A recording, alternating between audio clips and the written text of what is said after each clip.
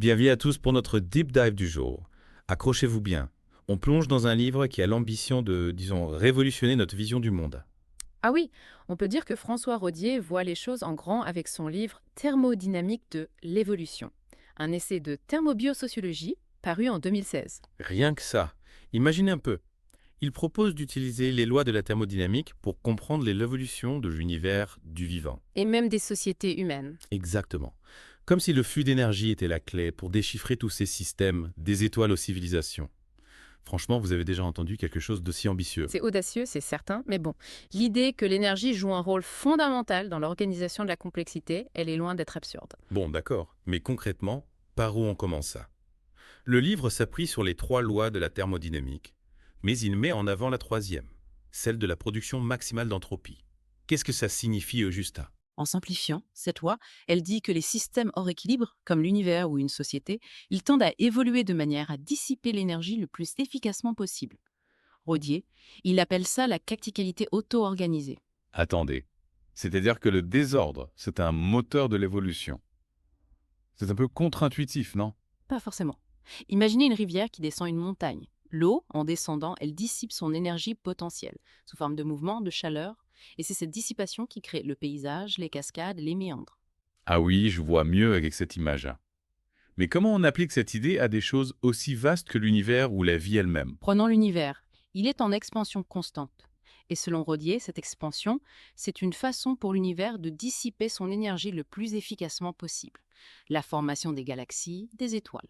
Tout ça peut être vu comme des étapes de ce grand processus de dissipation. C'est vertigineux de penser à l'univers comme à une structure qui se transforme pour optimiser la dissipation de l'énergie. Et du côté du vivant, qu'est-ce que ça implique? Rodier, il applique la même logique. Il dit que la sélection naturelle, elle favorise les organismes qui maximisent le flux d'énergie et le stockage d'informations dans leur environnement. Donc, pour survivre et se développer, il ne suffit pas de consommer de l'énergie. Il faut aussi savoir la gérer intelligemment. Exactement.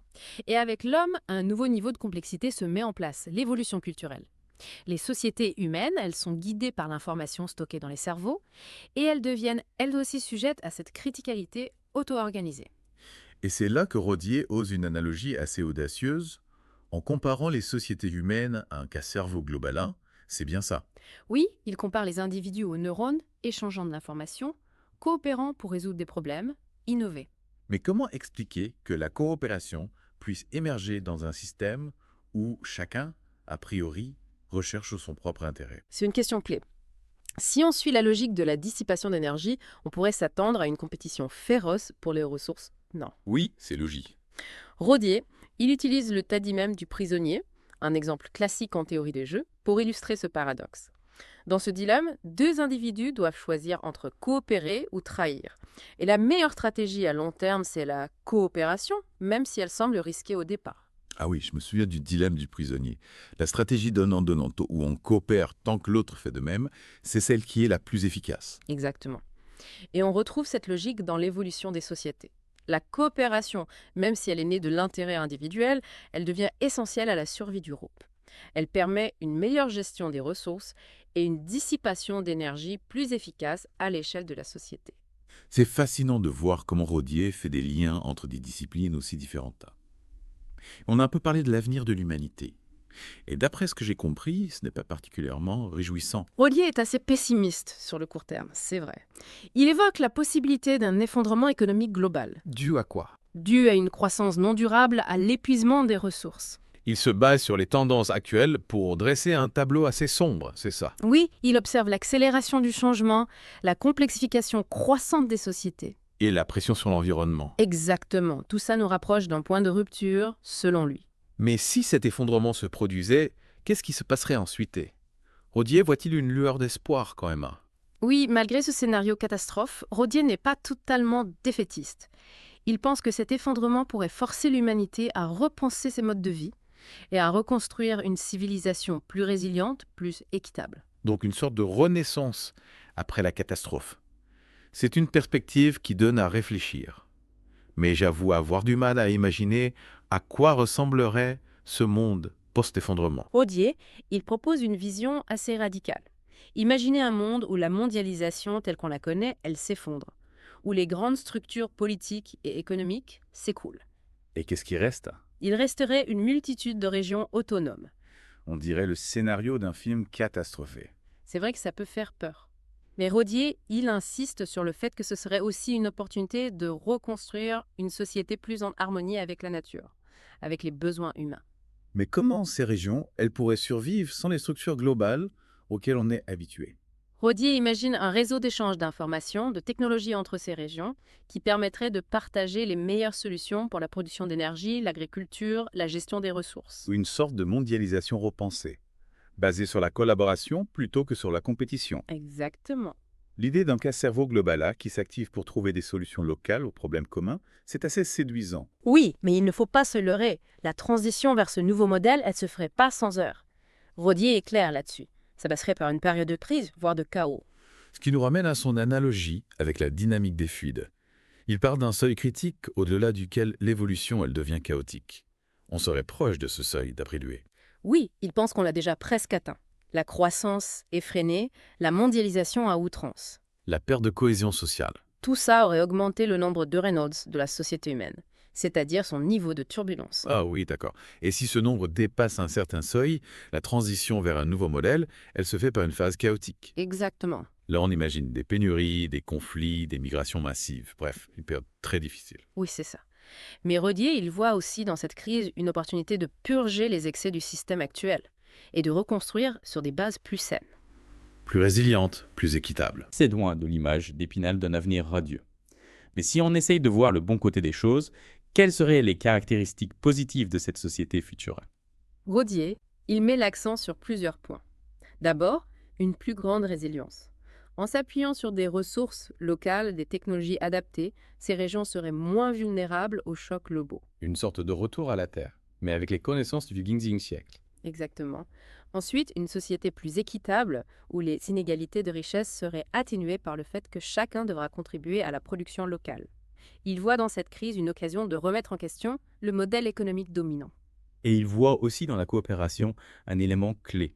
Le partage des connaissances, la solidarité entre les régions, c'est ce qui permettrait de surmonter les défis de l'avenir. Oui, tout à fait. Et sur le plan politique. Il laisse entendre que les grandes structures étatiques centralisées, elles disparaîtraient, au profit d'une gouvernance plus locale, plus participative. Imaginez une forme de démocratie plus directe, où les citoyens seraient impliqués dans la prise de décision. C'est stimulant comme vision. Mais comment passer de notre monde actuel à cette société futurée? Rodier, il donne des exemples concrets. Oui, il évoque ce qu'il appelle des solutions locales qui existent déjà et qui pourraient servir de modèle. L'agriculture paysanne, les marchés locaux, les coopératives, les monnaies locales. Les énergies renouvelables à petite échelle. Oui, aussi. Ce sont des initiatives qui prônent l'autonomie, la proximité, la solidarité. Mais du coup, quel rôle il attribue à la technologie dans tout ça? Il est plutôt technophile ou technophobe? C'est une question complexe. Il nie ni l'autre. Il reconnaît le rôle crucial de la technologie, mais il met en garde contre les dérives d'une technologie mal maîtrisée. Donc une technologie au service de l'homme et de l'environnement, pas l'inverse. C'est ça. C'est une vision plutôt équilibrée, finalement. Oui, mais il va plus loin. Il évoque des questions plus profondes comme la place de l'homme dans l'univers, le rôle de la conscience. Il ne donne pas de réponse toute faite, mais il invite à une réflexion sur la place de la conscience dans l'évolution de l'univers. Une invitation à une profonde réflexion sur le sens de notre existence, en somme. Absolument. Le livre de Rodier, c'est bien plus qu'un essai scientifique. C'est une invitation à repenser notre place dans le monde. Et à imaginer un avenir pour l'humanité ou la coopération, la conscience jouerait un rôle déterminant. On a déjà abordé beaucoup de choses, mais le livre est dense. Pour bien comprendre Rodier, il faut bien saisir cette fameuse troisième loi de la thermodynamique. C'est la clé de voûte de tout son raisonnement. Oui, c'est essentiel. Elle permet de relier des phénomènes très différents. L'expansion de l'univers, l'évolution du vivant, l'organisation des sociétés. Alors expliquez-nous, si vous le voulez bien, comment cette loi, celle de la production maximale d'entropie, elle s'applique à tous ces niveaux de complexité. Pour faire simple, la troisième loi, elle dit que les systèmes hors équilibre, comme l'univers, ils évoluent de manière à maximiser la dissipation d'énergie. D'accord. Imaginez un fleuve qui descend une montagne. L'eau cherche toujours le chemin le plus rapide pour atteindre le niveau le plus bas. Et en descendant, elle dissipe son énergie potentielle sous forme de mouvement de chaleur. Oui, je vois l'image. Mais en quoi ça s'applique à l'évolution de l'univers, de la vie? Prenons l'univers, il est en expansion. Et cette expansion, c'est une manière pour lui de maximiser la dissipation d'énergie. D'accord. La formation des étoiles, des galaxies. Tout ça peut être vu comme des étapes de ce grand processus de dissipation. De même, l'évolution de la vie, ça peut être vu comme une succession de structures de plus en plus complexes, performantes pour capter et dissiper l'énergie solaire. Les plantes, les animaux. Nous-mêmes. Nous-mêmes, on serait des machines à dissiper l'énergie en quelque sorte. Plus une structure est complexe, plus elle dissipe l'énergie efficacement. C'est ça. D'où l'émergence de la vie multicellulaire, des écosystèmes et des sociétés humaines. Mais comment cette troisième loi, elle s'applique aux sociétés humaines? On a parlé qu'à cerveau global là, mais j'ai du mal à faire le lien avec la dissipation d'énergie. Brodier, il propose une analogie. Il compare les flux d'énergie dans une société aux flux d'informations dans un cerveau. De même que le cerveau utilise l'énergie pour traiter l'information et s'adapter à son environnement, une société utilise l'énergie pour produire, consommer, échanger. Donc plus une société est active, plus elle dissipe l'énergie. Oui, et Rodier va plus loin. Il dit que les sociétés qui maximisent la dissipation d'énergie, c'est-à-dire qui sont les plus actives, les plus innovantes, ce sont celles qui ont le plus de chances de survivre et de prospérer. Ce qui expliquerait l'essor de la civilisation occidentale, de la mondialisation. Oui, c'est son idée. Mais il met en garde contre les excès de ce modèle. Une dissipation d'énergie trop rapide, non contrôlée, ça peut mener à l'épuisement des ressources et à l'effondrement. On en revient à son scénario d'effondrement global. Mais il ne faut pas oublier que pour Rodier, cet effondrement, ce n'est pas une fin en soi, mais une transition vers un nouveau modèle de société plus durable. Plus en harmonie avec les lois de la thermodynamique. On a beaucoup parlé de la troisième loi, mais est-ce que les deux premières lois, elles ont aussi un rôle à jouer dans son analyse? Bien sûr. La première loi, celle de la conservation de l'énergie, elle est fondamentale. Elle dit que l'énergie, elle ne peut pas être créée ou détruite, seulement transformée. D'accord. Pour Rodier, l'enjeu n'est pas de produire plus d'énergie, mais de l'utiliser plus intelligemment. Et la deuxième loi, celle de l'entropie. C'est la fameuse loi qui dit que le désordre, il augmente toujours ça. Oui, on peut la résumer comme ça. Plus précisément, elle dit que l'entropie, c'est une mesure du désordre, de l'indisponibilité de l'énergie. Elle ne peut qu'augmenter dans un système isolé. Rodier, il l'utilise pour expliquer la tendance de société à se complexifier, à produire plus de déchets, de pollution, de désordre en général. Donc, pour lui, c'est inévitable. On est condamné à produire toujours plus de désordre. Pas forcément. Rodier, il souligne que la Terre, elle n'est pas un système isolé. Elle reçoit un flux constant d'énergie du Soleil, ce qui nous permet de compenser l'augmentation de l'entropie. Mais il faut utiliser cette énergie solaire de manière à minimiser la production d'entropie, en privilégiant les cycles réversibles. C'est-à-dire Des processus qui peuvent être inversés sans perte d'énergie, comme le cycle de l'eau dans la nature. Donc pour Rodier, l'enjeu, c'est de concevoir des technologies, des modes de vie qui s'inspirent de la nature. L'économie circulaire, le recyclage, les énergies renouvelables, ce sont des exemples de solutions qui permettent de minimiser l'entropie. Et de tendre vers un méta plus durable. C'est plutôt optimiste, finalement. Oui, mais cet optimisme, il est conditionné à notre capacité à changer nos modes de vie, à repenser nos systèmes de production et de consommation. Et la conscience humaine, dans ce contexte thermodynamique, elle a un rôle à jouer. Rodier, il postule que la conscience, la capacité à percevoir, à interpréter le monde, c'est elle-même une conséquence de la troisième loi de la thermodynamique. Pour lui, la conscience, c'est une manière pour les systèmes complexes de maximiser la dissipation d'énergie en anticipant et en s'adaptant aux changements. Donc plus un système est conscient, plus il est capable de dissiper l'énergie efficacement. C'est ça. C'est fascinant. Mais concrètement, qu'est-ce que ça implique pour l'avenir de l'humanité? Rodier, il est convaincu que la conscience humaine, elle a un rôle crucial à jouer dans la construction d'une société durable, plus juste. Pour lui, c'est la conscience qui nous permettra de prendre conscience des limites de notre modèle actuel et de choisir un chemin plus harmonieux. L'avenir de l'humanité repose sur notre capacité à utiliser notre conscience. Collectivement, oui.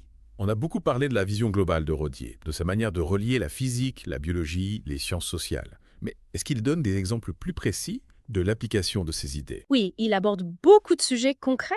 L'évolution des espèces, l'organisation des sociétés, les cycles économiques, les crises environnementales. Prenons l'exemple de l'évolution des espèces. Comment Rodier, il explique ce phénomène à travers le prisme de la thermodynamica. Il reprend l'idée de Darwin, la sélection naturelle, mais il l'enrichit d'une perspective énergétique. Pour lui, les espèces qui survivent et se reproduisent le mieux, ce sont celles qui sont les plus efficaces pour capter et dissiper l'énergie disponible dans leur environnement. C'est-à-dire, Les espèces qui survivent ne sont pas forcément les plus fortes, les plus intelligentes, mais celles qui gèrent le mieux leur budget énergétique. Et Rodier montre que cette logique, elle s'applique à tous les niveaux de l'évolution, de la compétition entre les individus à la coopération au sein des groupes. Oui, il donne des exemples de symbiose, de mutualisme et d'altruisme, pour montrer comment la coopération, ça peut être une stratégie gagnante pour la dissipation d'énergie. Fascinant. Et concernant les sociétés humaines, comment Rodier applique ces principes? Il analyse l'histoire des civilisations comme une succession de cycles de croissance et d'effondrement. Chaque cycle étant marqué par une augmentation de la dissipation d'énergie. c'est-à-dire, Chaque civilisation, elle développe des technologies, des modes d'organisation qui lui permettent de capter et d'utiliser plus d'énergie. Mais cette croissance a des limites. On en revient à son idée que la dissipation d'énergie non contrôlée, ça peut mener à l'effondrement. Exactement. Il cite des exemples concrets. Oui, il analyse la chute de l'Empire romain, les crises du Moyen-Âge, l'essor et le déclin des empires coloniaux, pour montrer comment cette logique se manifeste à l'échelle des sociétés humaines. C'est une vision assez pessimiste de l'histoire, non? C'est vrai que ça peut paraître décourageant. Mais Rodier ne se contente pas de dresser un constat pessimiste. Il cherche à comprendre les mécanismes, pour identifier des pistes pour un avenir plus durable. Chaque effondrement, c'est une occasion de recommencer, de faire mieux. C'est ça. Chaque effondrement est suivi d'une réorganisation qui peut mener à un nouveau modèle plus adapté aux contraintes de l'environnement. Rodier est convaincu qu'on est à l'aube de nouveaux cycles, qui pourraient nous mener vers une société plus juste, plus équitable, plus en harmonie avec la nature. Ce qui m'interpelle, c'est qu'on a l'impression qu'il néglige le rôle de la culture, des valeurs, des idées dans l'évolution. Est-ce que Rodier aborde ces aspects? Oui, bien sûr, il ne nie pas l'importance de la culture, mais il la replace dans un contexte thermodynamique. Pour lui, la culture, c'est un moyen de s'adapter à l'environnement et de maximiser la dissipation d'énergie. Les valeurs, les croyances, les arts, tout ça serait au service de la dissipation d'énergie. C'est une vision matérialiste de la culture. Non. On peut l'apercevoir comme ça, c'est vrai. Mais Rodier ne nie pas la dimension spirituelle. Il la voit plutôt comme une expression de la conscience, qui est elle-même un produit de l'évolution thermodynamique. Intéressant. Mais est-ce que Rodier aborde la question de la liberté humaine? Si tout est gouverné par les lois de la thermodynamique, quelle place pour le libre arbitré? C'est une question fondamentale. Rodier, il ne la contourne pas. Il reconnaît que la thermodynamique impose des contraintes, mais il est convaincu qu'on conserve une marge de liberté. Comment ça? Pour lui, la conscience, elle nous permet de prendre du recul par rapport à nos instincts, nos pulsions, nos conditionnements. Elle nous donne la possibilité de choisir, même si ce choix est toujours contraint par les lois de la physique, de la biologie. Donc pour Rodier, la liberté humaine, elle réside dans notre capacité à faire des choix, Des choix conscients. même si ces choix sont limités. Voilà. C'est une vision plutôt optimiste de la nature humaine, finalement. Mais est-ce que Rodier aborde la question du bonheur, de l'épanouissement? Est-ce que la dissipation d'énergie, c'est compatible avec le bien-être? Oui, il aborde ces questions, notamment à la fin du livre. Il ne donne pas de recette miracle, mais il souligne que la coopération, la solidarité, le respect de la nature, ce sont des éléments essentiels à l'épanouissement. Donc pour Rodier, une société qui fonctionne en harmonie avec les lois de la thermodynamique. C'est aussi une société où les individus ont plus de chances d'être heureux. On arrive à la fin de cette première partie. C'est dense, stimulant, parfois déroutant. On a parcouru beaucoup de terrain, des lois de la thermodynamique à l'évolution des sociétés, en passant par la question du libre arbitre. Mais il reste beaucoup à découvrir. Oui, on a à peine effleuré la surface. On n'a pas encore parlé des mêmes ces unités d'information culturelle que Rodier compare aux gènes. Ni de la intosphère, cette sphère de la pensée collective qui serait en train d'émerger. Des sujets passionnants qui promettent des discussions tout aussi stimulantes. Alors, chers auditeurs, on se retrouve très vite pour la suite de notre plongée dans l'univers fascinant de François Rodier. Reprenons notre exploration de l'univers de François Rodier. On avait parlé du cas cerveau globala, vous vous souvenez? Eh bien, pour compléter cette vision, Rodier explore un concept intriguant, la notion de memsa. Ah oui, les memsa. Ces images drôles qu'on voit partout sur Internet, ces phrases accrocheuses. Mais quel est le rapport avec la thermodynamique et l'évolution? Alors le terme MMA, il a été proposé par le biologiste Richard Dawkins bien avant Internet. Il désigne une unité d'information culturelle qui se transmet, qui se réplique, comme un gène. Imaginez nos idées, nos croyances, nos habitudes, nos comportements, comme des mêmes œufs qui se propagent dans la société. Un peu comme des virus. Attendez, vous dites que nos idées, c'est comme des virus, ça? C'est un peu inquiétant, non, comme comparaison? Ce n'est pas forcément négatif. L'idée, c'est que les mêmes, comme les gènes, ils sont soumis à une forme de sélection. Ceux qui sont les plus aptes à se diffuser, à influencer les comportements, ils ont plus de chances de survivre et de se reproduire. Donc les mêmes qui survivent, ce ne sont pas forcément les plus gavrets, les plus justins. Mais ceux qui sont les plus efficaces pour se propager. D'accord. C'est un peu déstabilisant comme idée. Rodier, il donne des exemples de ces cas mêmes qui influencent l'évolution. Oui, il cite des exemples de croyances religieuses, d'idéologies politiques, de modes de consommation, de tendances artistiques, pour montrer comment ces mêmes, ils se propagent, se transforment, parfois s'éteignent, comme des espèces dans un écosystème. C'est fascinant de penser que nos idées, nos croyances, nos comportements, en quelque sorte, ils sont programmés par ces mêmes, qui se transmettent de génération en génération. Mais ça nous réduit un peu à des machines. Non, où y est la liberté individuelle dans tout ça? C'est important, cette question. Rodier, il nie pas l'importance de la liberté individuelle, mais il la replace dans un contexte plus large. Nos choix, nos actions, nos pensées, ils sont influencés par les mêmes qui circulent dans notre environnement culturel. Mais on a aussi la capacité de les critiquer, de les transformer, de créer de nouveaux mêmes. Donc, pour comprendre l'évolution des sociétés, il faut s'intéresser au flux d'énergie, mais aussi au flux d'informations, aux mêmes qui façonnent nos pensées. On a une double lecture de l'évolution, énergétique et informationnelle. Exactement. Et Rodier, il va plus loin. Il suggère que l'humanité est en train de créer un nouveau niveau d'organisation, une sorte de démucéphère, une sphère de la pensée collective qui émerge grâce aux technologies de communication. Ah, la noosphère, c'est comme le cas-cerveau global poussé encore plus loin. Mais est-ce qu'il n'y a pas le risque que cette noosphère soit manipulée, contrôlée par des intérêts particuliers? On pense aux fake news, à la propagande, à toutes ces tentatives de manipuler l'opinion. Oui, c'est un danger. Rodier, il ne le néglige pas.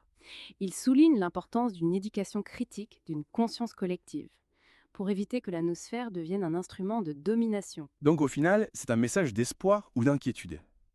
Cette noosphère, elle peut nous aider à construire un avenir meilleur. Ou est-ce qu'elle risque de nous enfermer dans un système de contrôle encore plus puissant? Pour moi, c'est un défi.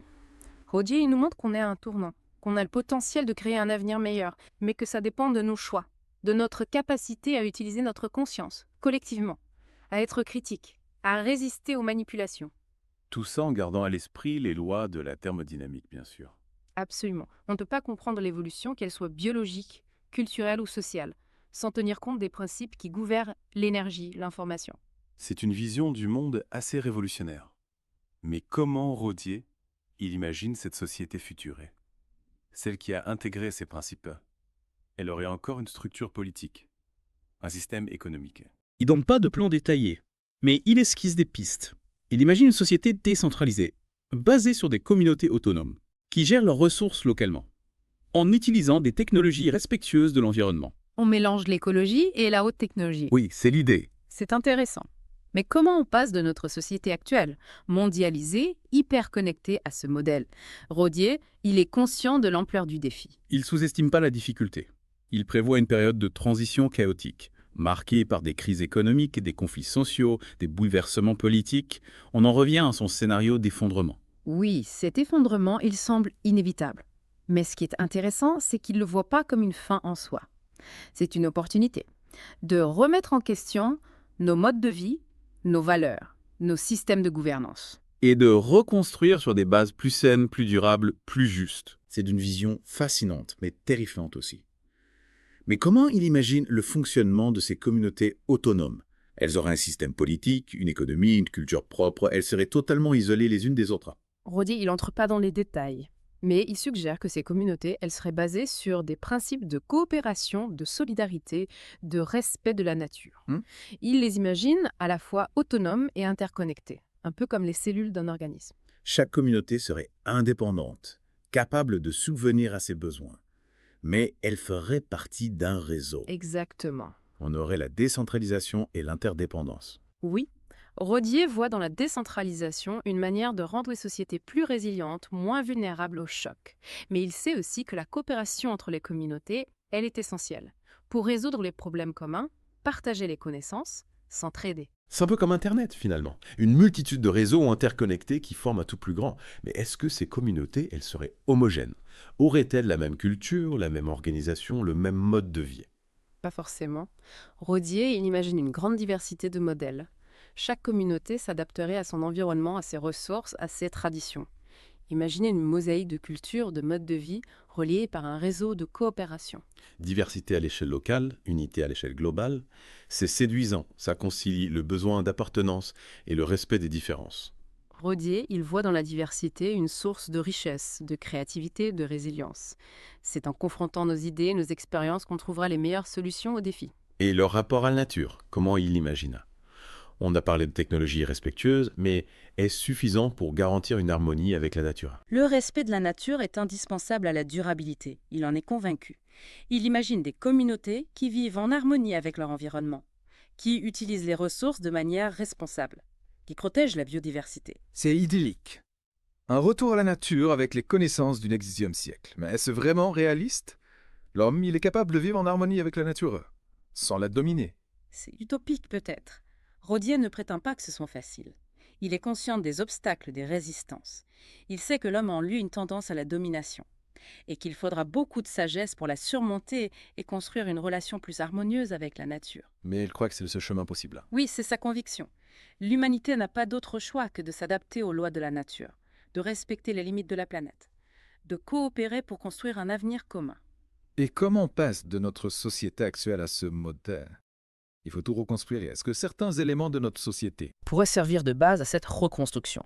Pensez aux initiatives locales, aux mouvements citoyens, aux innovations technologiques, celles qui prônent l'autonomie, la solidarité, le respect de l'environnement. Vous voyez dans ces initiatives les germes d'une nouvelle société. Oui, pour Rodier, ce sont des embryons de ce nouveau modèle. Elles montrent qu'un autre monde est possible, qu'il y a des alternatives. Et comment il imagine le passage concrètement? Comment on passe de notre société mondialisée à ce modèle de communauté autonome? Il est clair que la transition, elle se fera pas sans heurts. Il anticipe une période de crise, voire de chaos, avec des effondrements économiques, des conflits sociaux, des bouleversements politiques. On en revient à son scénario d'effondrement. C'est pas très rassurant. Mais bon, ce qui est intéressant, c'est qu'il ne le voit pas comme une fin en soi. C'est une opportunité pour tout remettre en question. Nos modes de vie, nos valeurs, nos systèmes. Exactement. C'est un processus douloureux, mais nécessaire, comme une chrysalide, qui se brise pour laisser place aux papillons. Reconstruire sur des bases plus saines, plus durables, plus justes. C'est une belle image. Mais j'aimerais bien comprendre concrètement comment il voit ce processus. Comment on passe de notre société mondialisée à ce modèle de communauté autonome? Il ne donne pas de plan précis, mais il suggère que ça se fera par étapes, progressivement, à mesure que les crises s'aggravent et que les solutions alternatives, elles se développent. Donc ce serait un processus organique, une sorte d'évolution naturelle de la société. Oui, comme un jardinier qui plante des graines et qui les laisse pousser. Il voit dans les initiatives locales, les mouvements citoyens, les innovations, les germes d'une nouvelle société qui est déjà en train d'émerger. Ça donne de l'espoir. On n'est pas condamné à attendre la catastrophe. On peut agir, dès aujourd'hui, à notre niveau. Rodier, il a réfléchi à la question de la gouvernance dans ces communautés. Comment il imagine la prise de décision, la gestion des conflits, l'organisation sociale. On aurait encore besoin d'un État. Il ne donne pas beaucoup de détails, mais il laisse entendre que la gouvernance, elle serait plus participative, plus démocratique, basée sur la consultation des citoyens, la recherche du consensus. Une sorte de démocratie directe, où chacun aurait son mot à dire. C'est séduisant, mais utopique. Non. Comment gérer les conflits, les divergences, dans un système aussi horizontal? C'est une question légitime. Rodier, il est conscient des difficultés. Mais il est convaincu que la crise actuelle, elle nous oblige à repenser nos modes de gouvernance, à les rendre plus transparents, plus responsables, plus adaptés aux besoins des citoyens. Il imagine des systèmes plus flexibles, plus réactifs, plus proches des réalités locales. Et l'économie? Comment ça fonctionnerait dans ces communautés? Ce serait basé sur l'échange, le don, la coopération, ou sur la compétition, le profit, l'accumulation. Rodier est clair sur ce point. Le modèle économique dominant, basé sur la croissance infinie, la compétition effrénée. Il est incompatible avec la durabilité. Il faut une économie plus solidaire, plus équitable, plus respectueuse de l'environnement. Un modèle économique basé sur la coopération, le partage, la satisfaction des besoins, plutôt que sur la recherche du profit à tout prix. Exactement. Il voit dans l'économie circulaire, le commerce équitable, les monnaies locales, Des exemples de solutions pour une économie plus juste, plus durable. C'est radical. Ça remet en question les fondements de notre système. Mais quid de la technologie? Comment il voit le rôle de la technologie dans ce nouveau modèle? Outil de libération ou instrument de contrôle? La technologie, c'est un outil puissant pour résoudre les problèmes, améliorer le bien-être, faciliter la coopération. Mais attention aux dérives. Une technologie mal maîtrisée au service de la domination ou de la surconsommation. Donc une technologie au service de l'homme et de la nature. Pas l'inverse. Qui nous aide à vivre mieux sans détruire la planète. Exactement. Il imagine une société où la technologie, ça va créer des énergies renouvelables, à produire de la nourriture saine, à développer des systèmes de communication efficaces. Tout en respectant la planète. Une technologie qui nous rapproche de la nature, plutôt que de nous en éloigner. C'est une vision équilibrée, qui reconnaît les potentialités et les dangers. Mais est-ce que Rodier aborde la question de l'éducation dans ces communautés? Comment il imagine la transmission des savoirs, la formation des citoyens? Faudrait-il tout repenser? Il souligne l'importance d'une éducation qui favorise l'autonomie, la créativité, l'esprit critique, la responsabilité. Imaginez une éducation qui prépare les citoyens à être des acteurs conscients, responsables de leur vie, de celle de leur communauté. Pas de simples rouages. Un beau défi, stimulant. Rodier voit dans l'éducation un levier pour la transformation sociale, pour construire une société plus juste, plus durable, plus épanouissante. Mais la culture, dans tout ça, quelle place pour l'art, la création, l'expression individuelle? La culture est un élément essentiel de l'épanouissement humain. C'est un moyen de donner du sens, de célébrer la beauté, de partager nos émotions. Il imagine des communautés où la culture est accessible à tous, où la créativité est encouragée, où la diversité des expressions artistiques est célébrée. Donc la culture, c'est pas un luxe. C'est vital pour une société harmonieuse, épanouie. Une explosion de créativité si chacun peut s'exprimer librement. Oui, c'est stimulant. Il nous invite à imaginer un monde où la culture ne serait pas un produit de consommation, mais un mode de vie, une manière d'être au monde. Et la spiritualité. Comment imagine la recherche du sens, la quête de transcendance dans ces communautés? C'est compatible avec sa vision scientifique. Il ne donne pas de réponse, mais il ouvre une réflexion sur la place de la spiritualité. Dans une société post-effondrement, il voit la spiritualité comme une dimension essentielle de l'expérience humaine, une manière de se connecter à quelque chose de plus grand, de trouver du sens. Donc la spiritualité, c'est pas incompatible avec une vision scientifique. Non, c'est une complémentarité, une manière d'aborder les grandes questions sous un angle différent. On dépasse les clivages entre science et religion. On explore les différentes voies de la connaissance.